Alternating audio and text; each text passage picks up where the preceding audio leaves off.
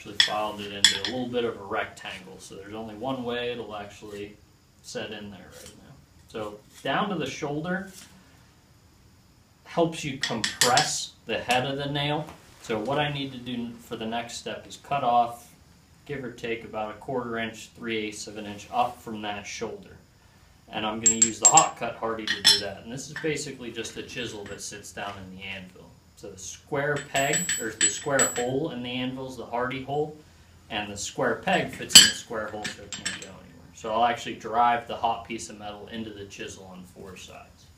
I don't want to cut it all the way off, because then I'd have that tiny little piece of metal that I'd have to try and pick up and then put into the nail head. I've just cut through almost all the way. I can leave it attached. Then I can put it into the nail header, twist it to break it off, and then I'll bring it over to the hardy hole of that anvil and actually